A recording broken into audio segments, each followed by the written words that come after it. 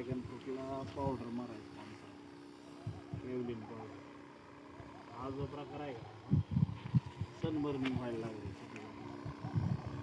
थोडं इफेक्ट यायला लागला उष्णतेचा. त्यामुळे आपण काय केलं पावडर मारायचं काम चालू. पावडरमुळे काय होते उष्णतेचा त्रास थोडा कमी होतो, रिफ्लेक्शन चांगले येते. हे 14 महिन्यामध्ये पावडर मारताना असं पूर्ण पान भिजल असं काळजी घ्यावी लागते. सध्या काय आहे उष्णता वाढत आहे, पावसाचा अंदाज येत आहे, थोडासा प्रॉब्लेम झाला. पण तो अगदी योग्य वेळेस आपलं पावडर मारायचं काम चालू आहे. एकंदरीत थोडंसं स्पॉट यायला लागले होते, कलर बदलला केलं पावडर.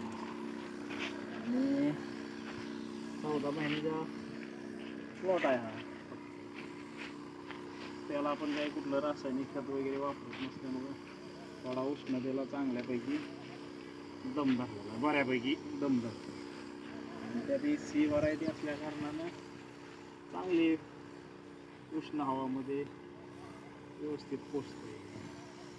त्या हिशोबाने आपण हे नियोजन करत आहोत.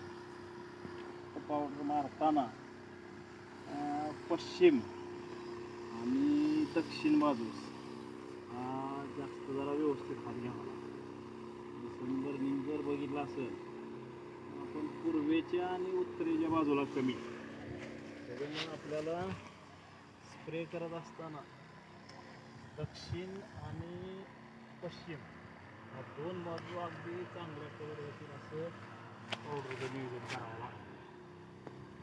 स्प्रे त्या पानाला बसला स्प्रे जर घातला तर पानाला त्रिकोणी असल्या कारणाने व्यवस्थित स्प्रे बसत नाही.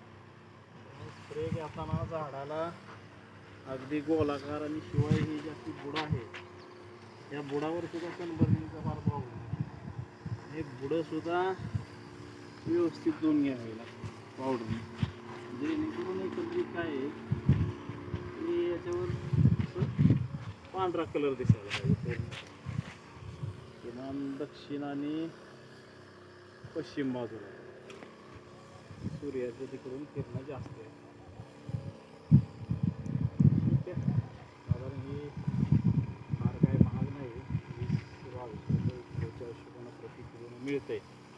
आणि एक पंपाला जर साधारण 1 किलो मारलं